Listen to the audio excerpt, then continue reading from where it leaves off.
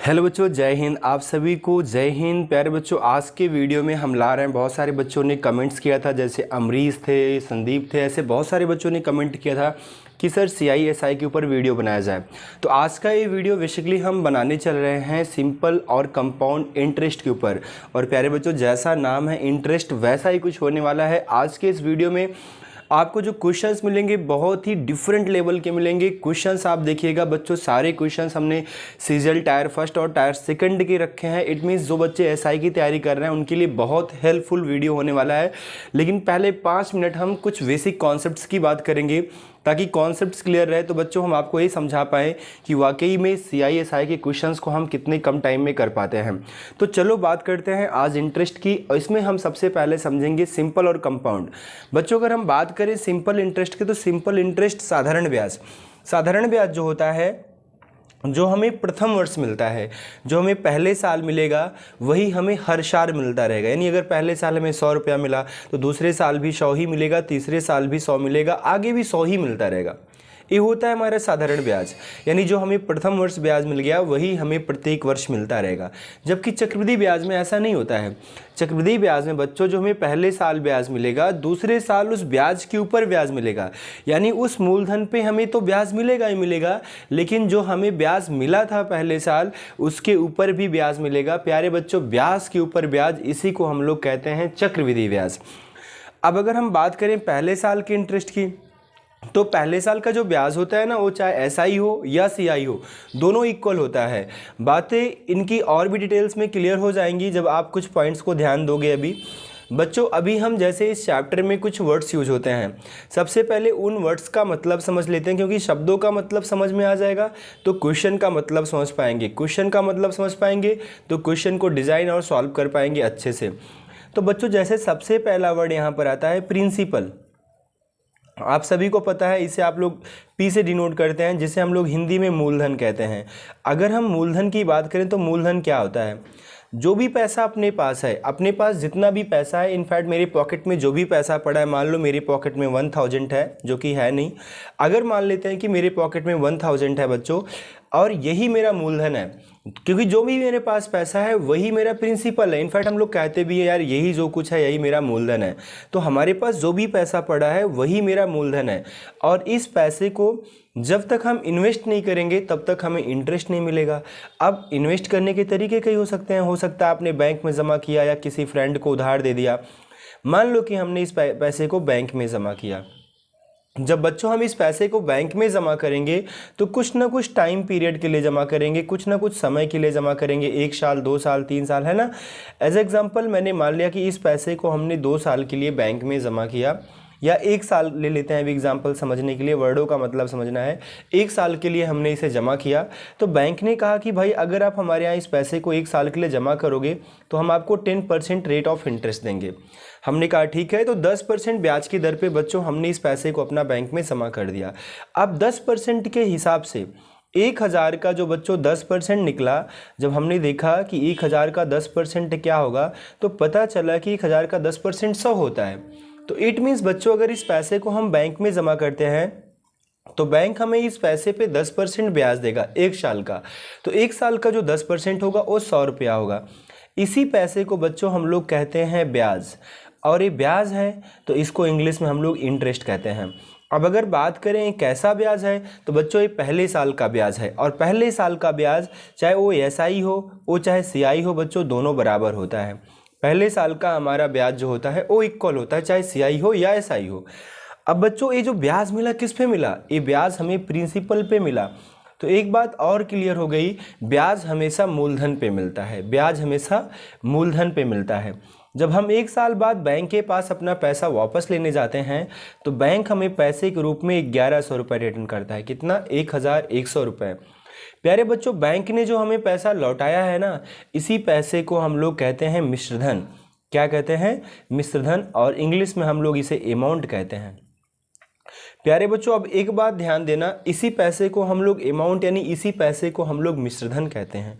अब मिश्रधन क्या होता है, आपको अच्छे से क्लियर हो गया होगा कि मिश्रधन जो है बच्चों, वो मूलधन और ब्याज का सम है, यानी मूलधन और ब्याज को जब हम जोड़ देंगे तो हमें क्या मिल जाएगा, मिश्रधन मिल जाएगा। तो बहुत सारे बच्चों मूलधन और मिश्रधन में समझ नहीं पाते हैं कि मूलधन है क्या, मिश्रधन क्या है।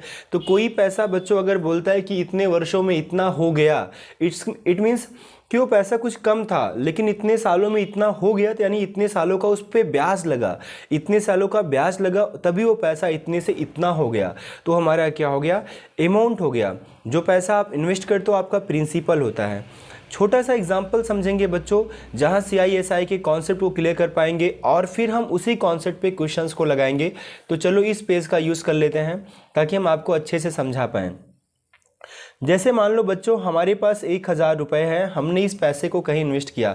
हमने आपको फार्मूले का जिक्र नहीं किया। अगर हम इस चैप्टर में फार्मूले की बात करें तो यहाँ पर कुछ फार्मूले भी होते हैं बच्चों जिनका मगर मैं यूज ही नहीं करना चाह रहा हूँ, क्योंकि बिना उनके हमारे सारे क्वेश्चंस लग जाएंगे। अगर हम साधारण ब्याज के फार्मूले की बात करेंगे बच्चों तो फार्मूला होता है PRT/100। हमेशा ध्यान देना, टाइम वर्ष में लिखते हैं। मान लो टाइम मंथ में अगर आपको दे दिया तो उसको वर्ष में कन्वर्ट करने के लिए 12 से डिवाइड करते हैं। अगर टाइम आपको डे में दे दिया तो बटे में 365 कर देते हैं। इस बात को ध्यान रखिएगा। और बच्चों अगर चक्रवृद्धि मिश्रधन की बात करेंगे तो इसका फार्मूला P/1 + R/100 की पावर n होता है। और अगर वहीं पर हम चक्रवृद्धि ब्याज की फार्मूले की बात करेंगे तो P/1 + R/100 की पावर n -1 होता है। ये हमारा चक्रवृद्धि ब्याज का फार्मूला होता है। बस ये ध्यान देना होता है, अगर तिमाही की बात कर रहा है तो रेट में आप 4 से भाग करते हो, टाइम में आप 4 से गुणा करते हो। अगर छमाही की बातें हो रही हैं तो रेट में बच्चों आप 2 से भाग करते हो, टाइम में आप 2 से गुणा। लेकिन हम इन फार्मूलों का यूज नहीं करते हैं। ये कुछ बेसिक फार्मूले होते हैं, बस हम वीडियो बना रहे हैं तो हम आपको बता दे रहे हैं। लेकिन सारे क्वेश्चंस हमारे विदाउट फार्मूले हो जाते हैं बच्चों, कहीं फार्मूले का नीड है ही नहीं। देखो कैसे होता है। मान लो हमारे पास 1000 रुपये है। अब इस 1000 रुपये को हम कहीं इन्वेस्ट करते हैं। बैंक ने कहा हम आपको 10% रेट ऑफ इंटरेस्ट देंगे। हमने इस पैसे को बच्चों 2 साल के लिए इन्वेस्ट कर दिया। अब हम आपसे कहें इस पैसे पे साधारण ब्याज क्या होगा, या इस पैसे पे चक्रवृद्धि ब्याज क्या होगा, या इस पैसे पे दोनों का डिफरेंस क्या होगा। अगर हमें ये चीज़ें निकालनी है तो हम इसे कैसे फाइंड आउट करेंगे। प्यारे बच्चों एक बात आप समझो, अब जान लो कि आपको कोई फार्मूला नहीं पता है, इस चैप्टर के बारे में कुछ भी नहीं पता है, बस आपको क्वेश्चन सॉल्व करना है। बस आपको इतना पता है कि पहले साल का चाहे साधारण ब्याज हो या चक्रवृद्धि ब्याज हो दोनों बराबर होता है। साधारण ब्याज जो पहले साल का होता है वही प्रत्येक वर्ष का होता है। जब आपने ये अपना पैसा, मान लो कि ये आपका पैसा है, आपने इस पैसे को बैंक में जमा किया। अपना पैसा मानोगे तो कैलकुलेशन आप बहुत बेहतर करोगे। आपने मान लो कि अपने पैसे को बैंक में जमा किया, बैंक ने कहा कि इस पैसे पे हम आपको 10% इंटरेस्ट देंगे। तो आप घर पे आए तो सबसे पहले आपने क्या किया, आपने ये किया कि देखते हैं कि 1000 का 10% कितना होता है। पता चला कि 1000 का 10% 100 रुपया होगा। इट मीन्स बच्चों पहले साल का आपको ब्याज 100 रुपया मिलेगा। अगर 1 साल का ब्याज 100 मिलेगा तो 2 साल का कितना मिलेगा, 200। एक आंसर हमारा आ गया साधारण ब्याज का। 1 साल का 100 मिला तो 2 साल का 200। और ये पहले साल का ब्याज है बच्चों। पहले साल का CI और SI क्या होता है, बराबर होता है। अगर हम 2 साल का निकालेंगे बच्चों तो दूसरे साल भी इस पैसे पे तो हमें 100 मिलना ही मिलना है। इसका 100 तो हमें मिलना ही मिलना है, बिकॉज ये मेरा मूलधन था, इस पे तो 100 मिलेगा ही मिलेगा। हमने बैंक में तो 2 साल के लिए जमा किया, अभी तो पैसा निकाला नहीं। लेकिन दूसरे साल बच्चों जो मैं पहले साल ब्याज मिला था इसके ऊपर भी 10% मिल जाएगा, तो 100 का 10% 10 होता है। इस तरीके से हमें बच्चों चक्रवृद्धि ब्याज कितना मिल जाएगा, 210। ये हमारा 210 क्या हो गया, चक्रवृद्धि ब्याज। और दोनों का अंतर तो दिख ही रहा है। एक तरीका होता है जिससे आप चक्रवृद्धि ब्याज निकाल सकते हैं और साधारण ब्याज निकाल सकते हैं। यही एक सिंगल कॉन्सेप्ट है बच्चों। दूसरा भी एक कॉन्सेप्ट है, फ्रैक्शन मेथड कहते हैं। जैसे 10% का फ्रैक्शन वैल्यू बच्चों 10/100 कट करेंगे तो 1/10 आएगा। नीचे के वैल्यू को हमेशा आप प्रिंसिपल मानना, ऊपर का वैल्यू बच्चों इंटरेस्ट होता है। अब आप ये समझ लीजिए, अगर हम साधारण ब्याज की बात करें तो साधारण ब्याज हमारा प्रत्येक वर्ष का बराबर होता है। अगर 1 साल का 1 यूनिट है तो बच्चों 2 साल का ब्याज कितना होगा, 2 यूनिट होगा। प्रिंसिपल हमारा 10 है और रियल में प्रिंसिपल हमारा 1000 है, तो हम कह सकते हैं 10 यूनिट का वैल्यू 1000 है, क्योंकि प्रिंसिपल हमारा 10 है और रियल में प्रिंसिपल 1000 है। तो बच्चों ये 10 का वैल्यू 1000 है तो 1 का वैल्यू कितना होगा, 1 का वैल्यू 100 होगा। अगर 1 का वैल्यू 100 होगा तो 2 का वैल्यू क्या होगा, 200। साधारण ब्याज आ गया। अगर आपको चक्रवृद्धि ब्याज निकालना है तो अभी आपने पढ़ा कि प्रिंसिपल में अगर आप इंटरेस्ट को ऐड कर देंगे तो आपका अमाउंट आ जाएगा। नीचे तो आपका प्रिंसिपल है ही। अब बच्चों टाइम 2 साल है तो स्क्वायर कर देना, 3 साल रहेगा तो क्यूब कर देना, जितना साल रहेगा उतनी पावर कर देना। स्क्वायर करोगे 121/100 आ जाएगा।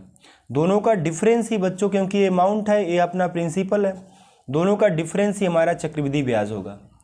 अब यहाँ पर बच्चों प्रिंसिपल हमारा 100 यूनिट है, तो 100 यूनिट का जो वैल्यू होगा वो 1000 होगा, तो 1 यूनिट का जो वैल्यू होगा वो 10 होगा। अगर 1 यूनिट का वैल्यू 10 है तो 21 यूनिट का वैल्यू कितना हो जाएगा, 210 हो जाएगा। बच्चों चक्रवृद्धि ब्याज हो गया। कितना आसान है बच्चों, कितने आसान तरीके से लगा सकते हैं। फार्मूला होता है CI माइनस SI का, डायरेक्टली अगर आपको निकालना है तो P इंटू R/100⁴n, जिससे डायरेक्टली आप बच्चों CI SI का डिफरेंस भी निकाल पाओगे। प्रिंसिपल आपका था 1000, रेट आपका 10% अपान 100 की पावर 2, काटोगे बच्चों 10 दहम में 100, करोगे 1000, एक ऊपर है 1 का स्क्वायर 1 होगा, 10 का स्क्वायर 100 होगा, और इस 100 से 2 जीरो कट गया, दोनों का डिफरेंस कितना आया था, 10 आया था। तो बच्चों अलॉट ऑफ कॉन्सेप्ट्स हैं, अलॉट ऑफ मेथड है जिनके थ्रू आप इन क्वेश्चनों को सॉल्व कर सकते हैं। मैं मान के चलता हूं कि आपके कॉन्सेप्ट्स पहले से बेहतर होंगे, पहले से आप लोग पढ़े होंगे, इसलिए मैंने कॉन्सेप्ट को बहुत फास्ट कवर किया। बच्चों कुछ क्वेश्चंस हैं जो बहुत ही बेहतरीन है, उन क्वेश्चनों को सॉल्व करता हूं। सारे क्वेश्चंस बच्चों SI लेवल के हैं। आप जब देखेंगे क्वेश्चंस तो आपको वाकई में लगेगा क्वेश्चन का क्या लेवल है, और बहुत ही बेहतरीन सॉल्यूशन देने चल रहा हूं। तो बच्चों जैसा पहला क्वेश्चन है हम लोग का, एक धनराशि जब 8 पैसे प्रति रुपये प्रति महीने के साधारण ब्याज के आधार पर जोड़ी जाती है तो वह 5 वर्षों में 1680 हो जाती है। तदनुसार वह धनराशि कितनी है। बच्चों CGL टायर फर्स्ट में आया था, इसका प्री एग्ज़ाम में CGL में आया था ये क्वेश्चन, तो हम ही चाहेंगे कि आप लोग इस क्वेश्चन को पहले खुद से करो, नहीं आता है तो मेरा वीडियो आगे आप देखिएगा। क्वेश्चन में बच्चों हमें ये कहा गया है 8 पैसे प्रति रुपये, यानी 1 रुपये में कितना पैसा होता है, 100 पैसा होता है। 100 पैसे पे अगर हमें 8 पैसे ब्याज मिलेगा तो बच्चों हमारा रेट ऑफ इंटरेस्ट कितना हो जाएगा, 8% हो जाएगा, क्योंकि 100 के ऊपर ही लेते हैं, जितना हमें 100 के ऊपर ब्याज मिलता है वही हमारा रेट ऑफ इंटरेस्ट होता है। तो यहाँ लिखा है 8 पैसे प्रति रुपये, यानी 100 पैसा, 1 रुपया मतलब 100 पैसा, 100 पैसे पे 8 पैसा, तो बच्चों रेट ऑफ इंटरेस्ट 8 पैसा हो गया। टाइम हमें दिया है 5 वर्ष, कह रहा है 5 वर्षों में 1680 हो जाता है, तो हो जाता है बच्चों, तो क्या दिया है हमें, अमाउंट दिया है, यानी हमें मिश्रधन दिया है। बच्चों देखो जब भी हमें प्रिंसिपल ना पता रहे, कोई फार्मूला नहीं लगाना है, जब भी प्रिंसिपल ना पता रहे हमेशा प्रिंसिपल आप 100% मान के चला करो। हमारे प्रिंसिपल जो भी है 100%। अगर 1 साल में हमें 8% मिलेगा तो प्यारे बच्चों हमें 5 साल में कितना परसेंट मिलेगा, 40% मिलेगा। 1 साल में 8% मिलेगा तो 5 साल में 40% मिलेगा। और अगर हम ये तो हमारा ब्याज हो गया, 40% हमारा ब्याज हो गया, हमारा प्रिंसिपल 100% था। अगर मूलधन में ब्याज जोड़ देंगे तो बच्चों क्या आ जाएगा, अमाउंट आ जाएगा। 140 बराबर बच्चों 1680, तो 1% बराबर हो जाएगा 1680 बटा में 140 गुणा में 100 इसलिए बच्चों क्योंकि हमको चाहिए मूलधन। तो 1 0 कट गया, 14 का नाम 14 दूना 28, बच्चों 1200 हमारा आंसर आ गया। कितना समय लगा, कुछ भी सही समय नहीं लगा। लेकिन यही सवाल जब आप पढ़ते हैं तो आपको लगता है कि बहुत डिफ़िकल्ट है, कैसे लगेगा। सारे क्वेश्चंस आसान है बच्चों। अगले क्वेश्चन पे चलते हैं। आज थोड़ा समय का अभाव है इसलिए वीडियो मैं फास्ट बना रहा हूँ, वीडियो अपलोड नहीं हो पा रहे थे तो हमने कहा बच्चों को वेट ना करना पड़े, वीडियोज़ हमारे पढ़ते रहें। अगला क्वेश्चन है बच्चों, यहाँ पर एक व्यक्ति 4 पैसे प्रति रुपये की दर से आयकर देता है। ध्यान देना, वो 4 पैसे प्रति रुपये की दर से आयकर यानी टैक्स पे करता है। वह पता पाता है कि ब्याज की दर 4% से घटकर 3.75% हो जाने पर उसकी शुद्ध वार्षिक आय 48 रुपये कम हो जाएगी। उसकी पूंजी कितनी है। बच्चों अब ये सवाल है, देखो यहाँ पर कह रहा है एक व्यक्ति 4 पैसे प्रति रुपये, इसका मतलब वही हुआ 100 पैसे पे 4 पैसे, यानी बच्चों रेट ऑफ इंटरेस्ट हमारा 4% हो गया। ठीक है, अब कह रहा है कि ये तो आयकर देता है, ठीक है 4% आयकर देता है, ये अलग बात हो गई, ये हमारा रेट ऑफ इंटरेस्ट इसको नहीं मानेंगे। उसकी जो भी इनकम है हमने मान लिया 100% है, उसका जो भी इनकम है 100% है। अगर उसने 4 पैसे या 4%, क्योंकि 100 रुपये पे 4 पैसा मतलब बच्चों 4% हो गया, या हम 100 पैसा मान लिए तो 4 पैसा हो गया, तो उसका जो टोटल बच्चों शुद्ध इनकम होगा वो 96% होगा। अगर 100% था, 4% उसने टैक्स पे कर दिया, तो उसके पास जो शुद्ध इनकम हो रही है वो कितना हो रही है 96%। अब हुआ क्या बच्चों, रेट ऑफ इंटरेस्ट 4% से घट के 3.75% हो गया। तो घटा कितना, 2.5%। इतना घटने से ही उसको उसके शुद्ध आय में, शुद्ध वार्षिक आय में 48 रुपये की कमी हो गई। तो बच्चों उसका आय कितना था, 96 था। ठीक है, उसका जो नेट इनकम था वो कितना था बच्चों, 96% था। इसी इनकम में 25% रेट ऑफ इंटरेस्ट की कमी होने के नाते 0.25% की कमी होने के नाते उसको 48 रुपये कम मिला बच्चों। लिसन मी अगेन, 100 उसकी इनकम थी, 4% आयकर पेड कर दिया तो 96 उसकी नेट इनकम हो गई। उसका रेट ऑफ इंटरेस्ट 4% से इतना होता है तो उसकी इनकम में 48 रुपये की कमी आती है।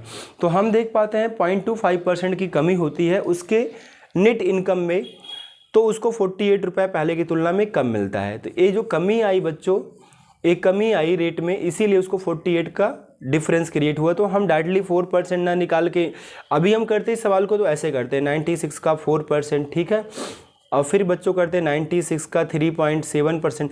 तो ये हमारा जाके इक्वेशन बनता। अब इसमें हमें सॉल्व करने में दिक्कत होती तो हमने डायरेक्टली इसी को कम कर लिया कि इतना कम हुआ इसीलिए इतने की कमी आई। बच्चों ये पॉइंट हटाओगे तो नीचे 2 जीरो और बढ़ाओगे, 25 चौका 100, 400 आ जाएगा, 4 से काटोगे 100 हो जाएगा, 4 दूनी 8, 4 चौका 16, 4 छंग 24, 4 दूना 8, 4 पंचे 20, 6 अट्ठे 48, 25 अट्ठे 200। लेकिन बच्चों ये एक का वैल्यू आया, हमें चाहिए उसका क्या, हमें चाहिए उसकी पूंजी। तो पूंजी मतलब उसकी 100% थी, सो मल्टीप्लाई बाई 100, यानी हमारी जो उसकी पूंजी थी वो कितनी थी बच्चों, 20,000 थी। बात क्लियर हुई। ये था सवाल जो कि बहुत ही बेहतरीन सवाल था बच्चों। कुछ क्वेश्चंस और देखते हैं। आज समय का थोड़ा सा मेरे साथ लोचा था, कल संडे है तो कल हम जो है बहुत प्रॉपर समय पाएंगे। आप कमेंट्स करिएगा जैसा भी लगा क्वेश्चन का सिलेक्शन। कल आपको इसी का दूसरा पार्ट देंगे तो उसमें क्वेश्चंस और भी बेहतरीन रखेंगे। बच्चों अगला सवाल है, एक व्यक्ति ने 10,000 रुपये का ऋण लेता है, एक भाग वह 8% वार्षिक दर पर बैंक से लेता है और 10% वार्षिक दर से दूसरे बैंक से लेता है। अनंतर वह कुल ब्याज के रूप में 950 रुपये वार्षिक भुगतान करता है। तदनुसार उसके पहले बैंक से लिया गया ऋण कितना है। बच्चों सीजीएल में आया है क्वेश्चन, देखो कैसे सॉल्व करेंगे। बच्चों 10,000 रुपया हमने किसी से ऋण लिया, लेकिन हमने 10,000 रुपये ऋण लेता है, उसका एक भाग जो है बच्चों हमने 8% पे लिया, दूसरा भाग हमने 10% पे लिया। तो 10% को हम 8 + 2% लिख सकते हैं, 10% को हम 8 + 2 लिख सकते हैं। दोनों से ब्याज के रूप में जो हमें उसे पे करना पड़ रहा है बच्चों 950 पे करना पड़ रहा है। बस अब 8% पे यानी पहले भाग पे हमने कितना लिया था हमें यही बताना है, पहला भाग है दूसरा भाग, पहले भाग पे कितना लिया ये बताना है। अगर बच्चों हम 8% ही दोनों पे लिए होते, 10 किसी पे न लेते, सिर्फ 8% लेते, तो 10,000 का 8% कितना होता है, 800 रुपया होता है। कितना होता है, 800 रुपया होता है, यानी 800 रुपये हमें ब्याज मिलता। अगर सिर्फ 8% पे हम ब्याज लेते तो 10,000 का 8% 800 होता है, यानी हमें सिर्फ 800 रुपये ब्याज मिलता। तो बच्चों हमें यहाँ तो 950 ब्याज देना पड़ रहा है, इसलिए देना पड़ रहा है क्योंकि ये 2% हमारा एक्स्ट्रा था। ये जो 150 बढ़ा इसी 2% की वजह से बढ़ा। तो 1% का वैल्यू बच्चों हो जाएगा 150/2 गुणे 100 करेंगे, 100% का वैल्यू आ जाएगा 7500, यानी 7,500 बच्चों। ये इसका आ गया 10% का। 10,000 में 7,500 घटाएंगे बच्चों, 2,500 किसका आ जाएगा, दूसरे भाग का आ जाएगा। ये बच्चों हमारा आंसर हो गया। प्यारे बच्चों आज समय का अभाव है, ज़्यादा क्वेश्चंस अपलोड नहीं कर पा रहे हैं, तो ये पहला वीडियो था, इसमें कॉन्सेप्ट क्लियर करा दिया हूँ। कल के वीडियो में हम लोग जो है बहुत सारे क्वेश्चन सॉल्व करेंगे, कहीं कोई दिक्कत नहीं आएगी। तो आज के लिए बस इतना। So thank you very much बच्चों, मिलते हैं नेक्स्ट वीडियो में। Thank you.